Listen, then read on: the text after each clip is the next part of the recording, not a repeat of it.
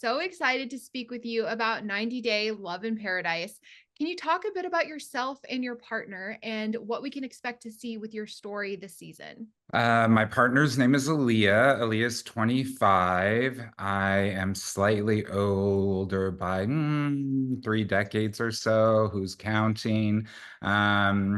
We've been together for over 3 years, and you can expect with our story I guess even for me, there was a lot of surprises in my own story. So here we go. So it's life and imitating art and imitating life. So it was a very interesting segment of my life. So yeah, it's fast. I think it's fascinating, but hopefully the viewers will think so too. And can you talk about what initially drew you to Aliyah and like what kept you like loving this relationship? When I first met Alliya was Douglas and a Brazilian, very sexy, very smart nurse, educated.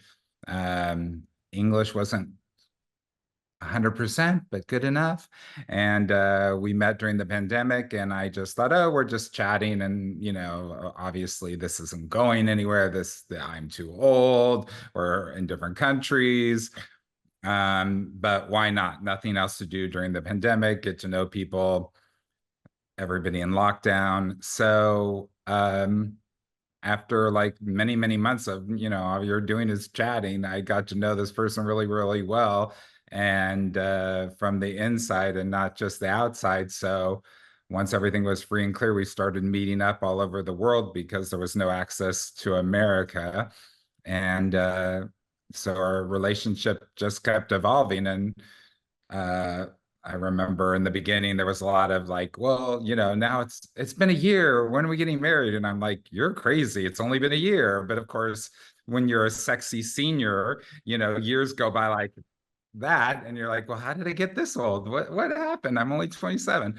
And then, for Alliya, it was painstakingly slow. So, she kept going, where's my proposal? I'm like, oh, you're going to have to wait for that. So here we are 3 years later. What are you hoping that viewers take away from watching your journey? And did you have any hesitations about filming your relationship on camera? I am the non-king of social media. I do not post anything. I do not tell even my friends about what's going on in my life. I do not talk much to my family about things in my life. Everybody's kind of like, where is he now? I think he's in Spain. Where is he now? I think he's in Brazil. So I to do something crazily public when I'm crazily private seemed very, very odd. But as this story was progressing in my life, I thought, wow, this is really interesting on so many levels. I mean, I thought it was just crazy with the age difference and somebody dating somebody foreign and somebody that wasn't easily allowed to come to the US. And then all of a sudden, when uh, what originally started out as something non-binary started up, I was like, oh, this is interesting. What's happening? And I thought, wow, I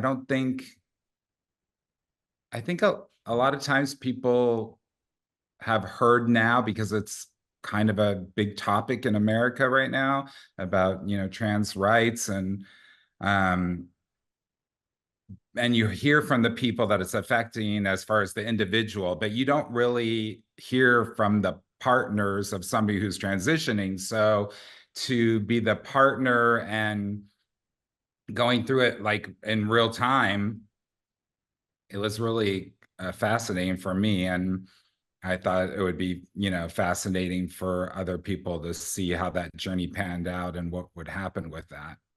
Some of the other couples on the show have some very unconventional hobbies. Kyle I admits love on it. Kyle admits on the first episode that his hobby is sperm donation and having a lot of kids. What is your reaction to that? I cannot wait to watch it. I think that that's like a great interesting story. Hey, I don't want to say I've been a sperm donor, but I've have 3 kids by 2 different mothers, so I guess I've done my donating. But yeah, always for the purpose of being the dad. I can't imagine just having children that I've never intend to meet or know or whatever. But it's a fascinating storyline, and I can't wait to watch what happens.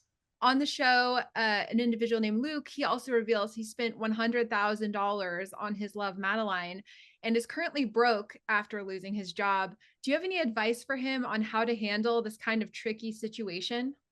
Gosh, I guess my advice for, I mean, I know everybody thinks immediately that the foreigner is after the American's money, and I don't want to say, I think money and what you bring to the table in any relationship plays a part in your relationship. So, I mean, do you want somebody successful that has money that can keep you in a comfortable lifestyle? I mean, it's not the first time that that arrangement has been made. That's the normal kind of American old fashioned way, right? I'm going to marry this man that's going to keep me, safe and give me a house. I'm going to give him children, and I'm going to, try to look great forever or whatever it is.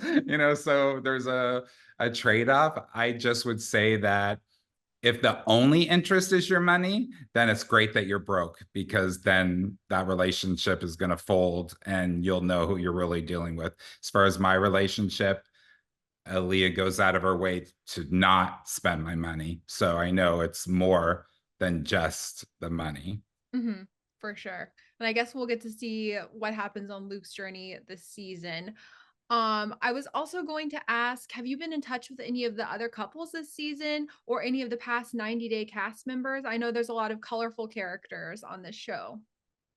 I am a gigantic fan of the franchise. I watch all the shows. I know everybody's storylines. I cannot wait and hopefully get a chance to meet some of the previous people along my journey with this. I have not reached out to any of the current people because, like I said, I'm the non-king of social media, and I'm not on it, so I'm not following them. I don't know anything about them. I haven't even posted that I'm on the show, even though the world seems to know. And I got even my first stalkerazzi the other day, and so I'm like, why do they care about me? I'm like, I'm not important. It's like, isn't Beyonce somewhere? What's going on? So Who yeah, are some of the cast members that you're a fan of on the show? I know I've watched like every iteration of the show. I love watching Jasmine and Gino and like Big Ed they're and one of my Angela. favorites too. Ah, Gino, you're making me crazy. Why do I have to kill you, oh, Gino? My baby. For sure. We need to manifest you meeting Jasmine and Gino, I feel like. Oh, of course. She's beautiful and she's saucy, and I have a saucy Brazilian. They'd get along really well, I think. And me and Gina would just sit in the corner. Um, the other people, I tend to like parody them in my mind all the time. Like I'm always like, Mako, Mako.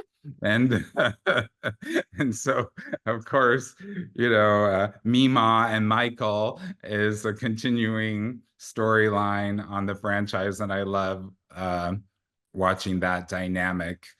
Uh, and there's some sweet, ones too that are you have to be rooting for them all the time, uh and I think that's good. I think everybody can't be like the sensational ones, right? I think it's Sure. nice to have the ones that are just like, oh, they're so cute, oh, I hope this works out, and you know I so I feel that. I still follow people from like the first season. I follow this couple, Curly Am and I think Alan, and they're still together and they have a bunch of kids now. So some of the couples really do stand the test of time, which is nice to see. yeah, Annie's so cute and Annie and fun. David, I love Yeah, them they're so sweet, and I'm always like, oh, I hope this works out and she's happy, and you know for I'm a sure. sucker. I'm a sucker for the romance. Oh, and by the way, I have a new romance in my life. Oh, you do? Well, So you're tell gonna us. get you're like, spoil alert. like so, like I'm in love, like a crazy man. Well, Do you tell want me to? more. Okay, well, his name is Maxwell. He's Okay. super hot and blue eyes, and he's a little shaggy, but Okay, he's I right. had a feeling I knew where this was going. I had a feeling. And he's right Oh my gosh. here Hi, Maxwell. in all his Maxwell glory. Oh my gosh, what kind of dog is Maxwell? He is a Bernedoodle, and he's obviously the most mellow, sweet, cuddly. Like, who couldn't love this? Like, so adorable. I'm like, he's making my every minute of every day like super fun. Oh Go my God, I love him. I love dogs. I love it when dogs crash Zoom interviews. It's my favorite. on. Um, I was also going to ask, what has surprised you the most about being a part of the 90 Day family? I know that the season is about to premiere, but has anything changed in your life or has anything happened that might have shocked you? I guess for me, the most shocking thing is this feeling like I kiddingly say I'm coming out of the closet for the second time, like that, like all of a sudden I'm two things. Like one, like, being so private and showing the world something. And then number two, that I'm now in the community of trying to be the support system of the transgender community. And that's something that I'm not super versed in. So I'm, that it feels like a pressure that, am I going to misstep? I'm going to say something inappropriate, wrong, strange. I'm a big joker. So I like to make fun of things. So it's like I'm very clear that, I kind of have to stay away from some hot topic issues. But it feels like a responsibility now that I've never had before.